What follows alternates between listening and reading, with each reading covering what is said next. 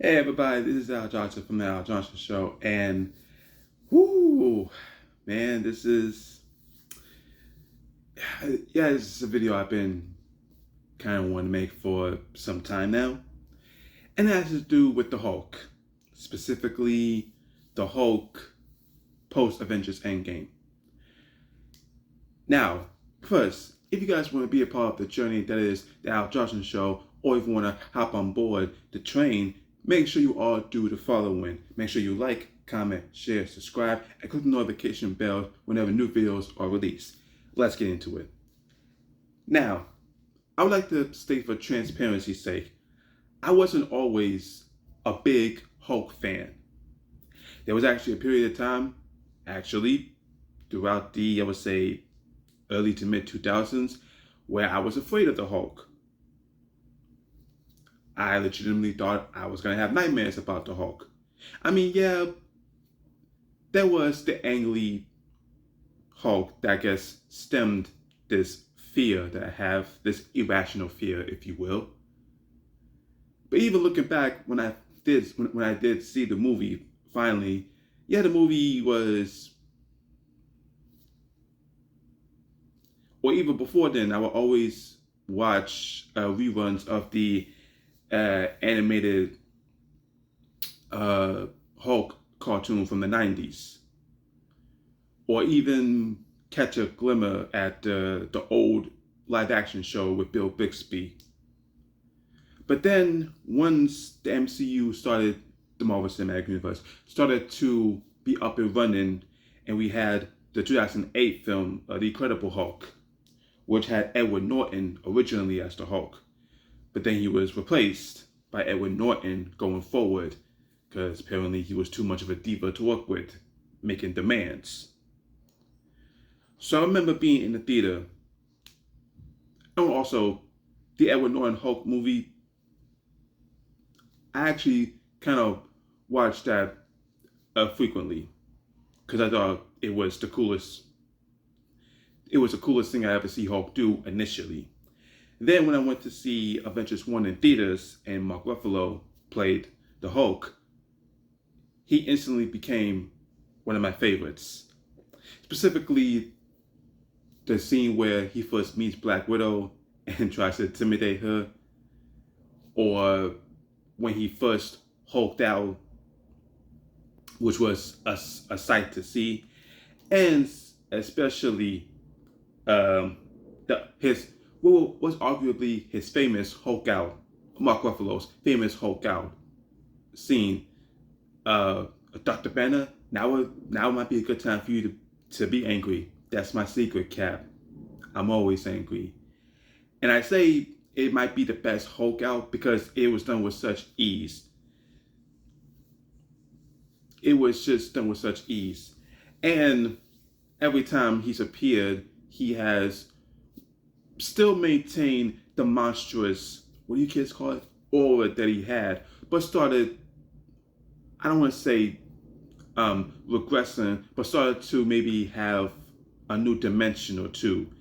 Like in Thor Ragnarok, when he started, I guess, talking more, which was a weird thing to see. Then Infinity War came and was defeated by Thanos to really showcase how much of a threat Thanos is. And throughout the movie, every time Banner was like calling for the Hulk, Hulk would like I guess pop out, no, and then go away. And then came Endgame, which really started the divide amongst the people.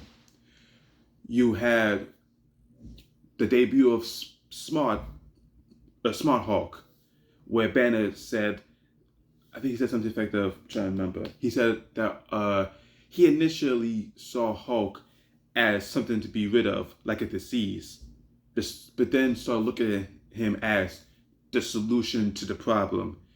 Where with new gamma testing, he fused the strength of the Hulk, but maintaining the intelligence of Bruce Banner. Essentially, with more official effects, they've allowed Mark Ruffalo to still be the Hulk but look like him so he can still be smart because you want to be more useful and I guess maintain the public's fear of the Hulk or I guess maintain the ease. And ever since then, it's just been a barrage of constant, and I mean constant, fabrication about the character, in my opinion. There are those, especially when he popped up in She-Hulk. I know no one wants to hear that word or no one wants to talk about it, but it needs to be stated. When he popped up in She-Hulk and he had this was an inhibitor machine to contain the Hulk. And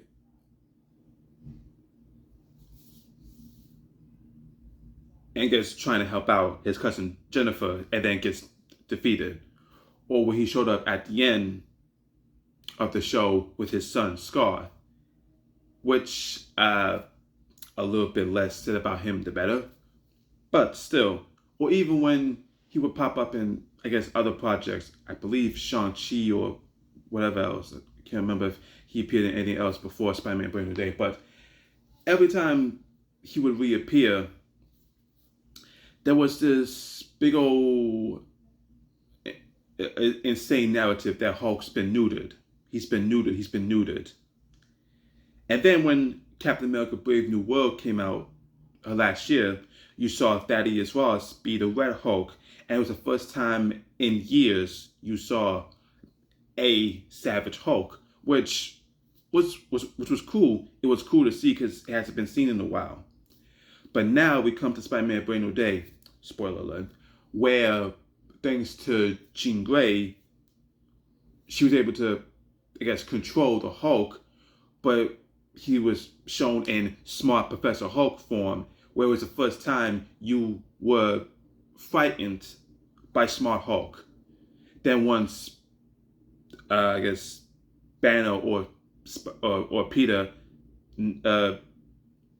moved Jean Grey out of Hulk,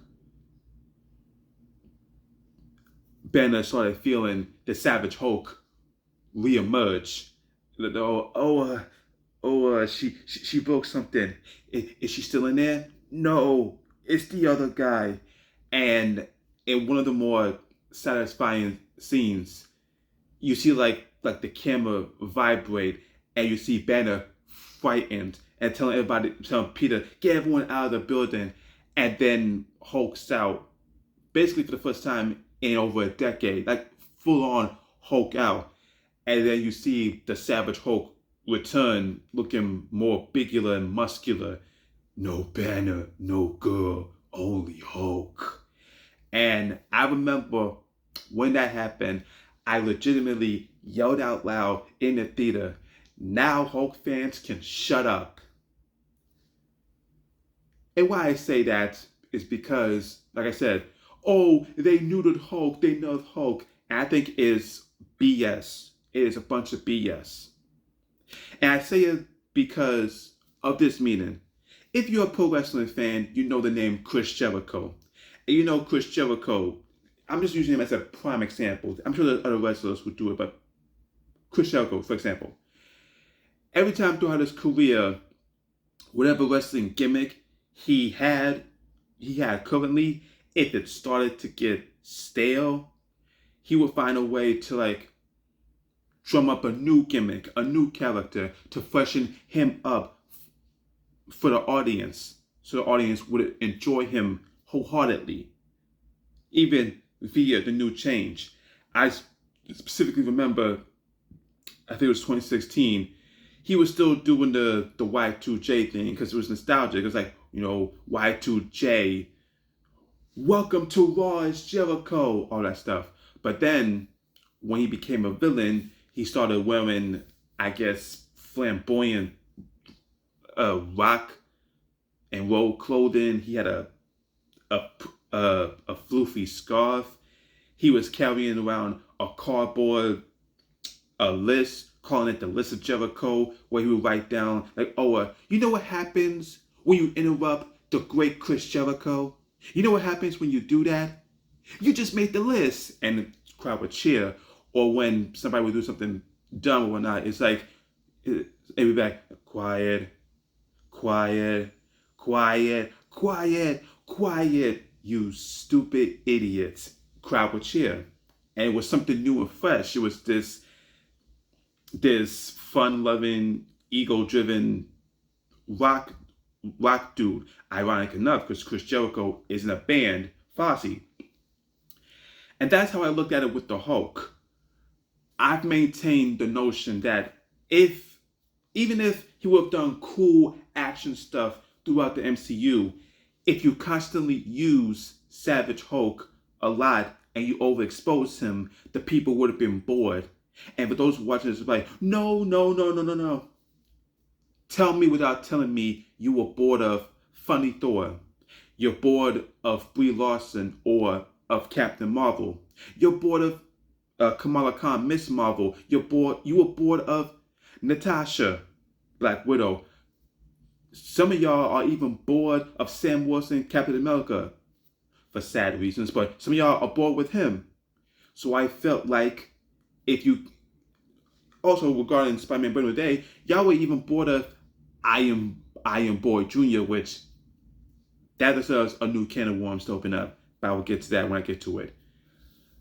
So y'all would have been bored of Savage Hulk. And for me, him being smart Professor Hulk, I think was good for the character because you had to freshen him up. And yes, while you fans hated that, I liked it because it was refreshing to see a new version of the Hulk because the Savage one was maintained. So when he popped up in Spider-Man Brand New Day, it was awesome because it had been forever since we've seen him. And I was advocate in saying, oh yeah, be happy about this because at the end of the movie, he'll go back to being Small Hulk and y'all will complain about it. He wasn't. He wasn't back to being Small Hulk. Instead, he was whisked away to the what you call it, the mental ward, the psych ward, and people are wondering like, what happened? What happened to Banner? Why did he Hulk out again? He's been putting up goodwill with the people. What happened? And now it's looking like Banner might not be trusted again, and he's once again burdened with the curse of the Hulk. And some people like with wanting Spider-Man to be depressed and broke and having a home the classic suit. People are like, this is the Hulk we needed to see. You know, Banner struggling to contain the beast and but seeing the savage within him and then pop out when needed. That's not always the case because, like I said, if you kept on using it, people would have been bored of it. You wanna know why it worked in this movie and even in Captain America: Brave New World? Because it was cool to see it, and it's just freaking frustrating that I see people who reviewed the movie or saw it being like, "Yes, the real Hulk is back. The real Hulk is back." I'm like, shut up. Even to reviewers I respect, shut up. And again, I'm not the biggest Hulk fan. Not to say I never liked the Hulk, but I'm not the biggest Hulk fan. But even I know it's like, do people not see what I've been seeing, or it's just anyway, blows my mind. But again, to those who've been running around with this narrative post Endgame that Hulk was neutered, need to be quiet. Because if that was the case, there wouldn't be a story reason to bring back the Savage Hulk. And if we get Savage Hulk again going forward, there needs to be a reason for it. Not because we need a big action sequence. Who could deliver this? Oh, the Hulk. There has to be a reason for it. But that's neither here nor there, and that's just my opinion. Y'all may disagree with it. Whatever, that's fine. But that's how I feel. And that's how it is. Let me know down below how you guys felt about the Hulk post Endgame. Do you think we need more Savage Hulk? Let me know down below. As always, I've been Al Johnson, and you're not.